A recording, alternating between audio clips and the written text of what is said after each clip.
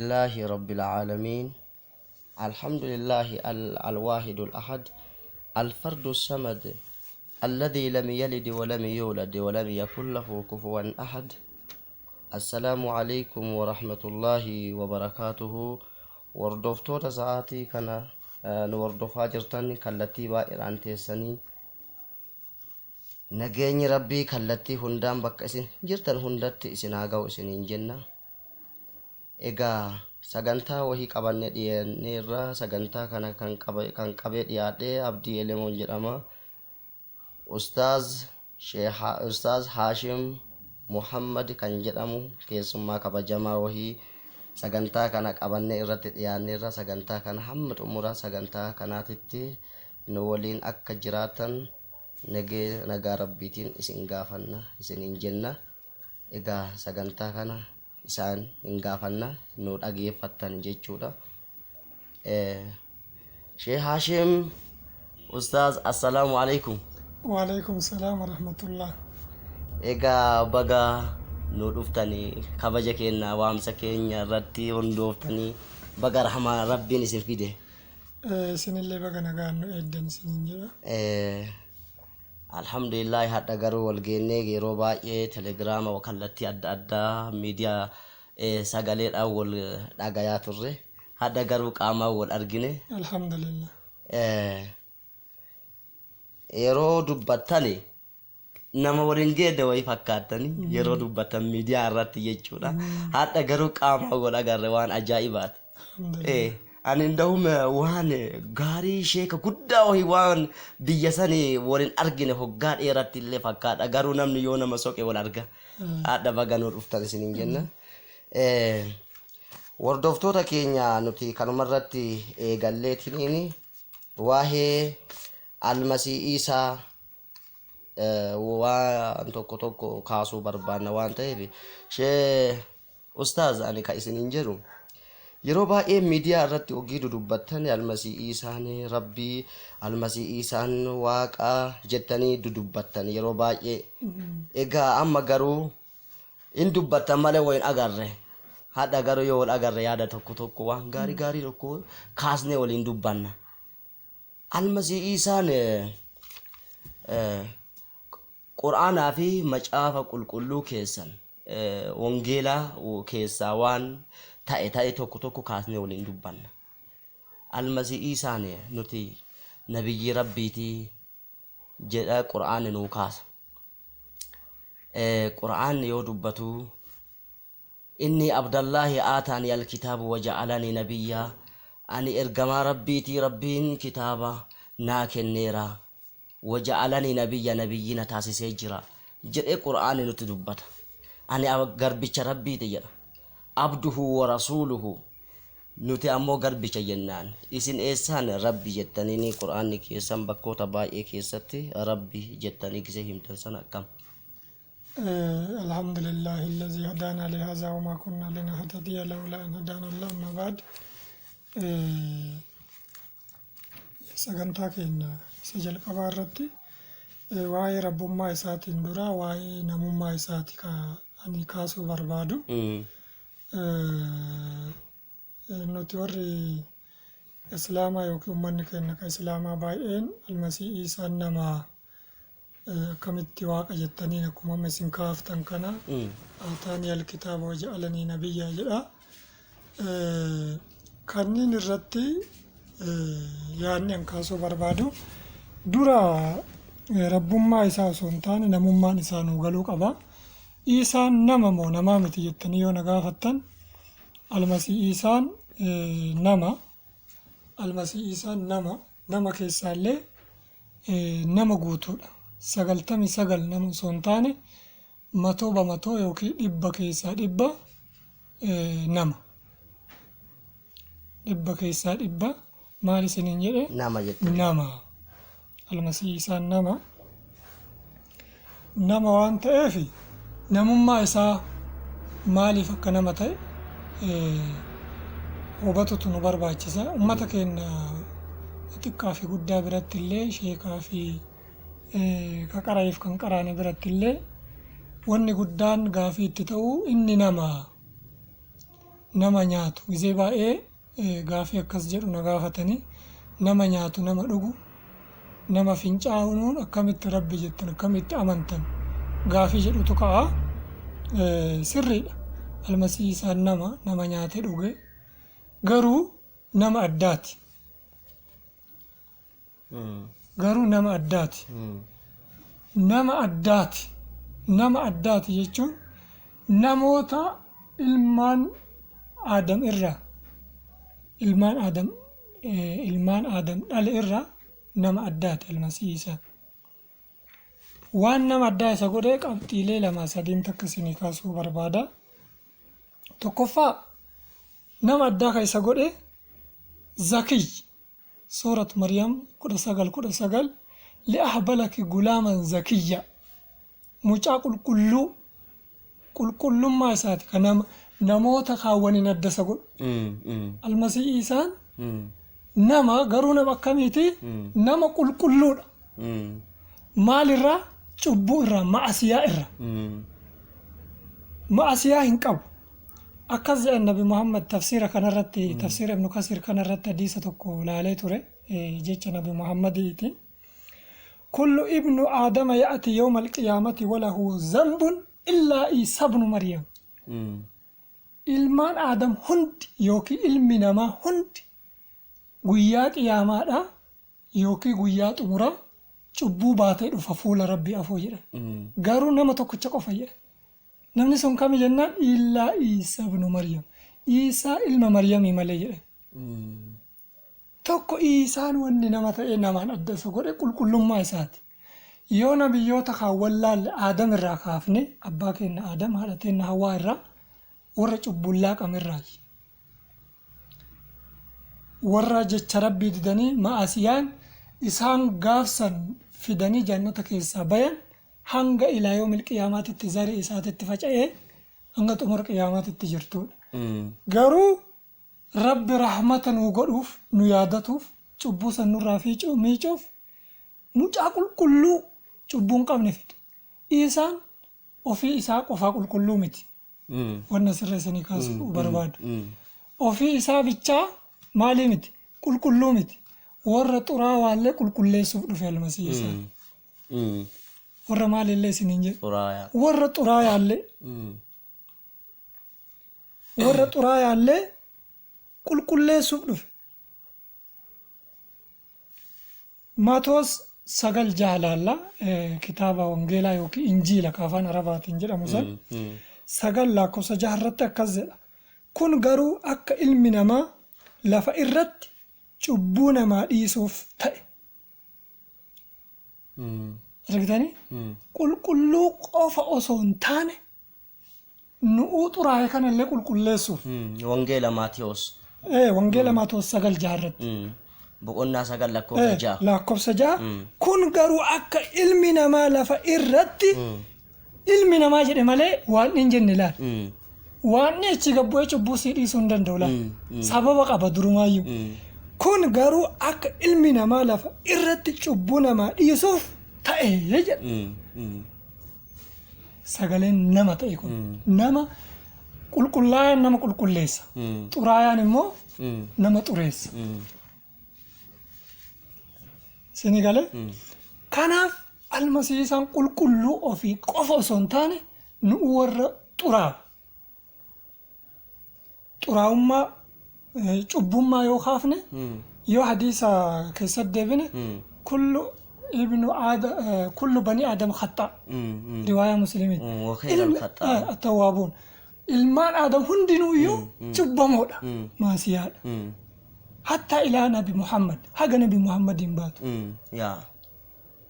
ayyuhannaas hadiisa nabi Muhammad riwaayaa musliimii keessa yoo dhaxxanii ilaaltan ayyuhannaas توبوا إلى الله فإني أتوب في اليوم 70 مرة أو 100 مرة رواية غرينة كذا يا إلمان نماجر النبي محمد أنا قوياك ستجزء تربة تما يا رب تبوك يا ناديسي جزمك تربة تما إنه ما سنر رايولو في جزء إبا جزء قوياتك كذاك قوياتك كيست قوياتك كيست سعر إبا si'a dhibba yaa rabbi cubbuu kiyya naa dhiisii jedhee kadhadhaa jedhan isinillee maal ta'a kadhadhaa jedhan almasiisaan akkas si'a dhibbaa yoo si'a dhibba 70 hanga 100 subhaanahu wa ta'ala subhaanallah almasiisaan garuu akkasiif dhufeere an cubbuu kiyya guyyatti 70 kadhadhaa miti 70 gizee takka almasiisaan cubbuu hojjetes hojjechiises dalagas eenyuuf dhufe isiniin jira jalqabu qulqulluudha ummata xuraa'ee qulqulleessuuf dhufe almasiisa.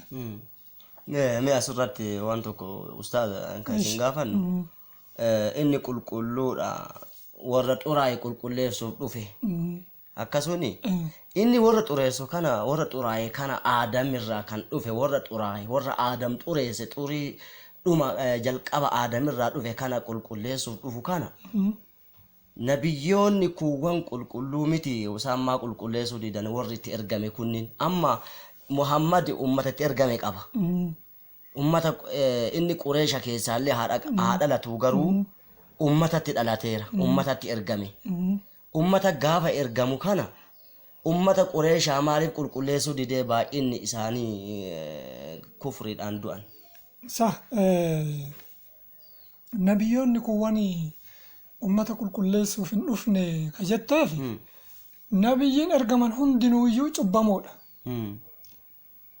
tokkoffaa namni nama qulqulleessuuf qulqulleessuu qaba namni hundinuu nabiyyoonni hundinuu tokkoffaa cubbamoodha kanarratti yoo riwaayaa Bukaariitiin natti fakkaata guyyaa qiyaamaa jedhe nabi Muhammad guyyaa qiyaamaa nabiyyoonni hundinuu nafsii lubbuutiya yoo ummanni shafa'aaf yookiin rabbi gara jannataa yookiin gara azaabaa nu haa oofu dhaqaa rabbiin bira nu araarsaa jedhanii aadamirra nabi Ibraahimiin nabi Muusaa bira yoo dhaqan hundinuu maal himata cubbuu himata ani badii akkanaa dalageera ani zambii akkanaa dalageera amma asiyaa akkanaa qaba narraa deema gara ebaluu deema jedha akkasitti erga jedhan namni hundinuu waan cubbuu qabaniif cubbuu sad akka miicataniif bu'aa bayii guddaa keessa dabaraniiran fakkeenyaaf bani Israa'el yoo fudhanne seera rabbi kenneefiira seera saniin qalma dhiyeessanii achiin duras akkasitti cubbuu isaanii akka dhiifamuuf karaa cubbuu ofirraa miicaniin wareega ka afaan kennaan jedhamu san kallattii kana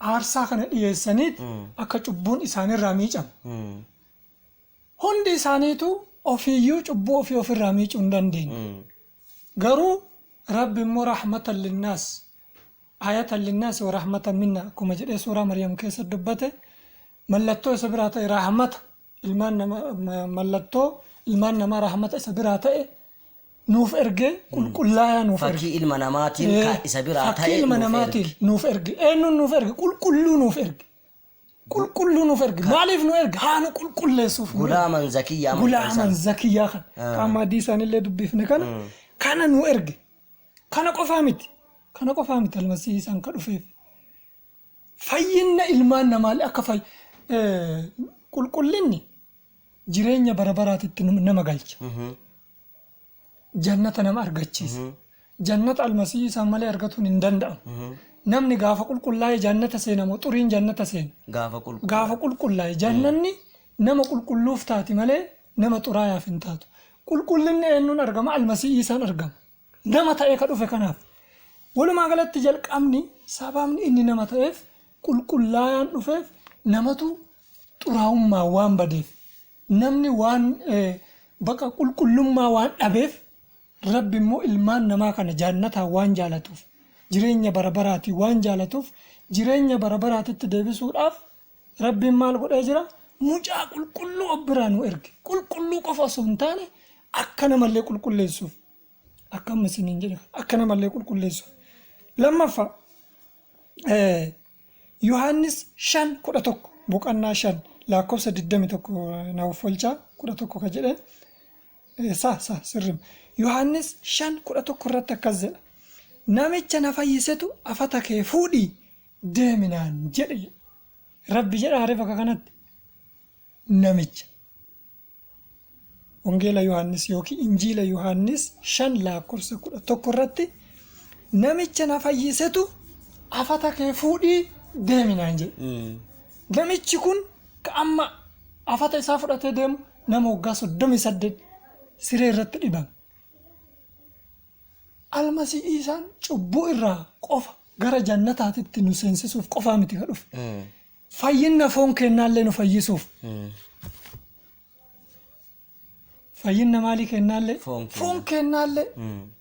Suuraa Imraan dhaqaa laala. Bal'aa ija baneera hin jedhu. Du'aa kaaseera hin jedhu. Hin jedha.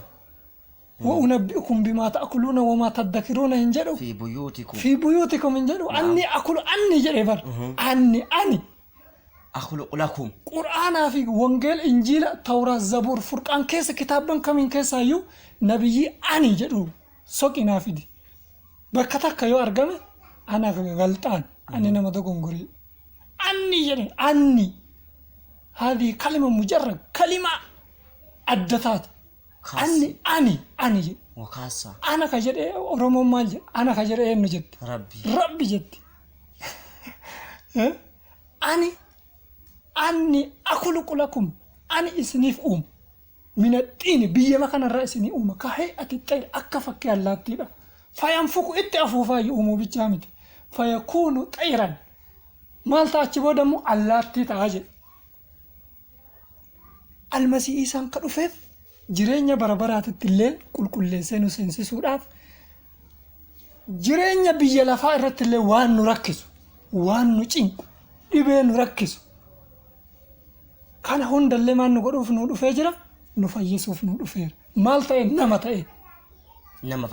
nama fakkaate sababbiin almasiisaan isin namatti akkami amantan jedhee warri kenna sa'a 24 dhakaa nutti darbatuuf kanatu hin galiniifi. Amma asumarratti wanti isin gaafachuu barbaanne kunnoo ifeera jazakumullah. Wanti isin asirratti isin hubannu Muhammad ani qulqulluudha waan ofiin jedhe qaba. Gaaffii bareedina gaafattanii qulqulluun sila hadiisa isin qara'eera. Kullu ibnu Adam kullu yoo jedhu kulli jechuun lugaa arabaa keessatti mujmala waan hunda walitti qabatti kullu jechuun waan cufa ilmaan namaa waan ta'e hundi maali cubbamoodha. Cubbamaa ta'uu kunoo Nabi Muhammad guyyaa keessatti si'a meeqa 70 hanga meeqa hanga 100tti cubbuu kiyya naa dhiisi jedhe. Qur'aanni illee fastaghfir li dhanbika lil mu'miniina wal mu'minaat cubbuu keetiif dhiifama gaafadhu cubbuu keetiif. Qur'aannis nama waa balleessan balleessite jedhamoo nama nagaatiin balleessite jedhama. Nama waa balleessan Qur'aannis atis waa balleessiteerta maal ta'e dhiifama gaafadhu. Inni illee ofii rageessaadha. Anillee cubbuu waan qabuuf guyyaa keessatti si'a 70 hanga 100tti maal ta'a cubbuu kiyyaaf dhiifama naa godhi jedha. Hadiisa tokko na yaadachiiftan sheeka jazaakumullah khairan. Hadiisa ibnu Kulsum natti fakkaata. Namichi wayii du'e beektaa saabticha sana amma maqaa isaa yaadadhu. Faarsite beektaa haadhatti. Faarsite bakka namni kun nama qulqulluudha jettee faarsite nama du'e kan. Wayii haa kiyyaniin bakka itti ka'an nabiyyiin Muhammad. Maaliif akkana jette? Akkamitti nama akkana qulqulleessite jennaan yoo inni qulqulluun taane eenyutu qulqulluu ta'a jettee. No jedhani laa sirrii miti jedhani. Wa'ana nabiyyuun ما أدري ما يفعل به أني نبي ربيتي أنا ما خنا أيو وأنا رت دلقة من بيكو جي إنه ما خنا أيو أنا ما خنا أيو نبي محمد أنا ما خنا أيو وأنا رت دلقة من بيكو أكم إنما كل ست والله لا أزكي بعده يتهادتين حديث تزون أنا أما أتشي إيجو من نبي محمد كنا جراني أنا ما أتشي نما تقويو مال انتو إن كل سوجت sun kana ammallee waan almasiisaa adda isa godhee nama ta'eef sadaffaa almasiisaan jireenya namaa kennuudhaaf biyya lafaa kanarratti wanni nama ta'ee dhufeef nama fakkaatee wanni dhufeef nama fakkaatee wanni dadhabeef injiila Yohaannis wayim wangeela Yohaannis 5:21 irratti akkuma abbaan warra du'an cufa du'aa kaasee jireenya kennuuf ilmis akkasuma nama jaalatuuf jireenya hin kenna jedha. Wanni almasiisaan dhufeef sila nama qulqulleessa jannatatti galchuuf, nama fayyisuuf, bal'aa ija banuuf, du'aa qabrii kaasuuf jenneerra. Amma immoo asitti inumaayyuu jannatan na'iim ganda qananii maalaa'iin ra'at walaa uzunun sami'at walaa khaxara alaa qalbi bashar fayyaan san sheek. Namni si galchu almasii Isa malee Muhammadii miti kana beekati.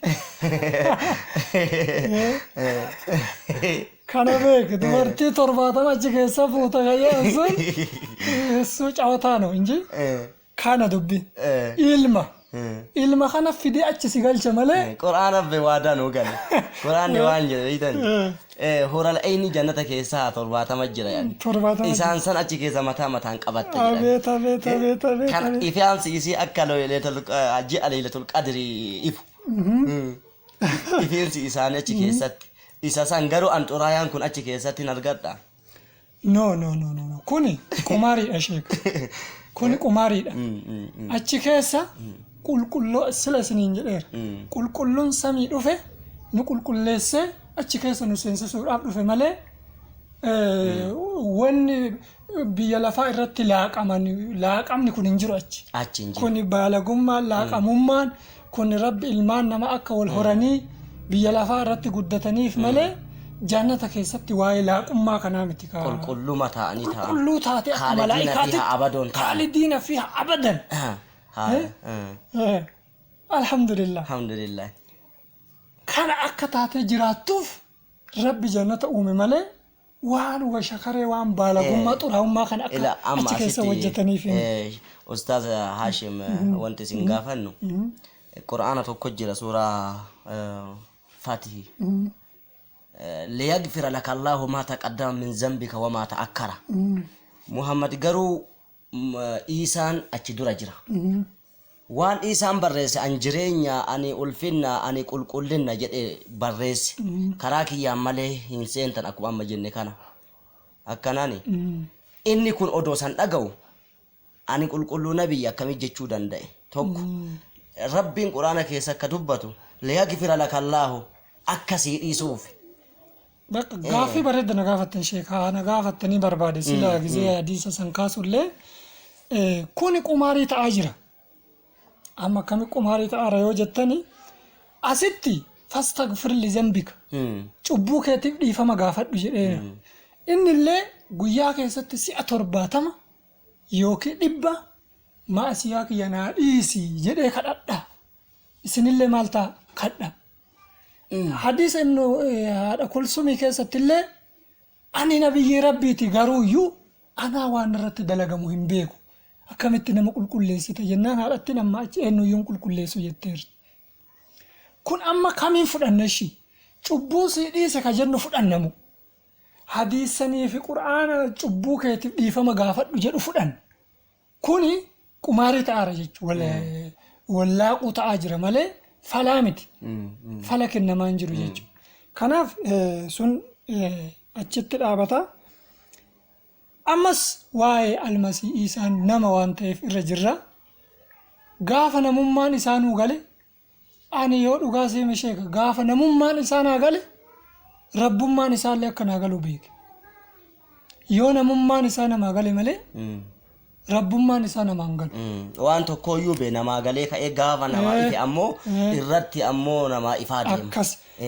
Amma wangeela Yohaannis 3:13 yoo dhannee dubbifnu ilma namaa isa samii irraa gadi bu'e malee eenyullee samitti ol hin baane jedha. Wanti Isaan nama addaa isa godhe qabxiilee 2-3 kaafneerra ammas kana wanni itti dabaluu barbaadeef asirratti waa jechuu barbaadeef. Isa samii gadi bu'e malee eenyullee samitti ol hin deebine. Isuma samii bu'etti eenyutu ol deebi'e samitti ol deebi'e. Shuuf inni nama ta'e namni asumatti hafa.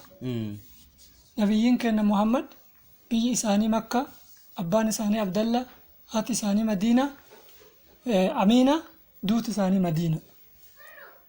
akkana Amiina Madiina Makka naannoo abbaan isaanii biyyi isaanii Makka, abbaan isaanii Abdalla, haati isaanii Amiina, duuti isaanii Madiina. Nabiyyoonni hundinuu du'anii eessa jiran? Biyyee lafaa jala jiran. biyyee irra jiru. Inni nama ta'ee samii gadi bu'ee san malee eenyullee ol hin deebine gara abbaatitti, gara samiititti. Haleluuyaa. Maaliifi qulqullinnaan nu dhufeera, fayyinaan nu dhufeera, jireenya bara baraatitti nu galchuuf nu dhufeera. Kana hundaa nu raawwatee deebi'e. Garuu hin dhufa ammallee. Sii galaa ishee qophaa'ee eegi. Hin dhufa. Waa balleessuuf dhufa. Waa lamaaf dhufa. Waa balleessuuf dhufa. Waa tolchuuf dhufa. Maal balleessa maal tolcha? Yes. Wanni inni balleessuuf dhufu wanta nabiyyiin keenya sodaatanii salaata 5 keessatti osoo irraa hin maganfanne. Hin maganfanne jechuun osoo yaa Rabbi waan san jalaa na baasi hin jenne inumaayyuu ofii qofa jechuu bichaayyuu miti.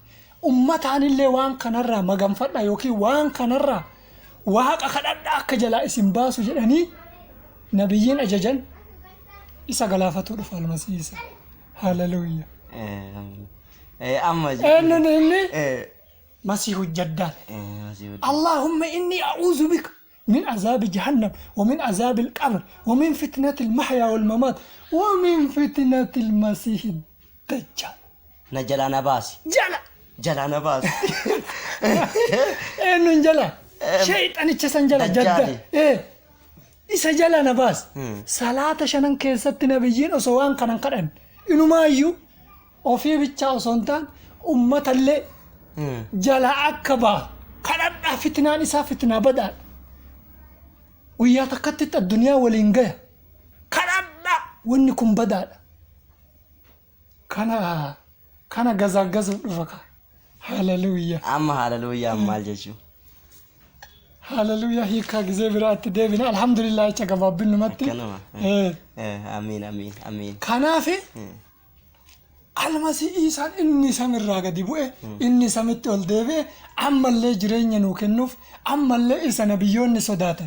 أكذا أيو ديس تقول كذا تقول سيمشي هذه تقول كذا مال جاي نبيين كميو خجدال الرحيم ما كان فنه هنجروا نبيين نبي محمد نبيين كميو مجدال الرحيم ما كان فنه شو مال جدال إنجلانو باس جدال إنجلانو باس إنبلالي فنه هنجروا نبيين ما كميو إنك جدال إنجلانو باس جري كهنبلالي فنه هنجروا هندنو مال جلاد فن زبانك هي كيسة إنا نبي محمد اللي جزء سنيم زبانك هي كان كيسة إنا أمة